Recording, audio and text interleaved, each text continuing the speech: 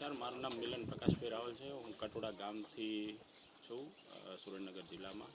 અને અહીંયા જે મેં આ ગામની અંદર અત્યારે અંજીરની ખેતી કરેલી છે 40 વીઘાની અંદર.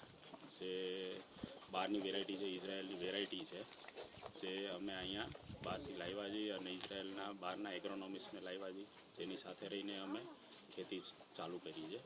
જેની અંદર અત્યારે મને ઉત્પાદન દરરોજનું જે છે 100 કિલોની આજુબાજુ મળે છે.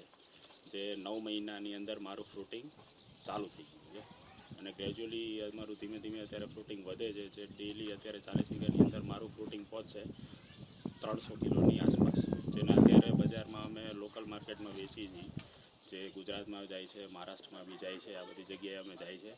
અને અમે એને અત્યારે જે હોલસેલ ભાવ જે છે એ 250 રૂપિયાની આજુબાજુ અમે ફ્રૂટ વેચીએ છીએ. જે આવતા સમયની અંદર અમે એક્સપોર્ટ કરવાના છીએ. જે વોલ્યુમ વધશે એ એક્સપોર્ટના જ્યારે જે છે એ પ્રાઇસ જ્યારે જાય છે હોલસેલના લગભગ 600 થી 700 રૂપિયા કિલો. તો અમે એક નવી ક્રાંતિ અહીંયા લાવી છીએ. આજુબાજુના ખેડૂતોને આનાથી પ્રોત્સાહન મળે છે. આજે અહીંયા અમે ટોટલ 40 વીઘામાં જે ખેતી કરી છે એની અંદર 20 વીઘાની અંદર મેં આખું નેટ હાઉસ સ્ટ્રક્ચર બનાવેલું છે. કે જે નેટ હાઉસ સ્ટ્રક્ચર જે છે એ આખું ઇન્સેક્ટ નેટ છે. જે 17 મેશની જે જાળી કહે છે કે જેનાથી બહારના ઇન્સેક્ટનો એનો કંટ્રોલ થાય છે. હવે એની અંદર અમને સપોર્ટ જે છે ગવર્મેન્ટ તરફથી અમને ઘણી બધી ઇન્ફોર્મેશન્સ મળેલી છે. બાગાયત વિભાગનો અમને સતત પ્રોત્સાહન મળે છે. પ્લસ આત્મા પ્રોજેક્ટવાળા જે ડાયરેક્ટર છે, જે સાહેબો છે, એમનું રેગ્યુલર વિઝિટ હોય છે.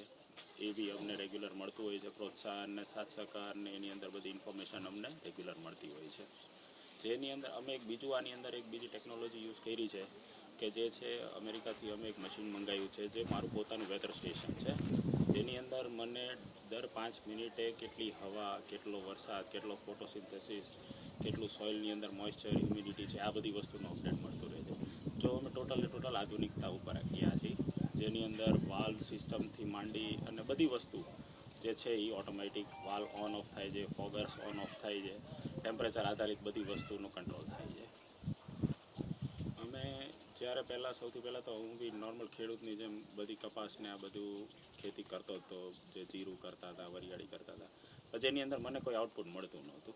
અને આ વરસાદને આવતા દિવસોની અંદર જે વરસાદ જાય છે એની અંદર બધું 80 થી 90% બધું ફેલ જ જાય છે. પછી અમને આ વસ્તુનો વિચાર આવ્યો, બહારના એગ્રોનોમિસ્ટને બોલાવી અને આ બધી વસ્તુ અમે સાથે સ્ટાર્ટ કરી. બીજી વસ્તુ પછી અમારે હતું કે ભાઈ લઈ આવશું તો ખરું, પણ એનું વેચાણ શું કરશું? તો અમે એના માટે સૌથી પહેલાં અમારી બ્રાન્ડ ઊભી કરી છે, શંભાલા ઓર્ચાર્ડ એન્ડ એગ્રો કરીને. જે નામથી અમે ફોર્મ ચાલુ કરી છે, જે બ્રાન્ડથી અમે બજારની અંદર વેચીએ છીએ. તો એ અમે ફોર્મ ચાલુ કરી, એને એક્સપોર્ટમાં બી અમે આ જ ફોર્મથી આગળ વધવાના.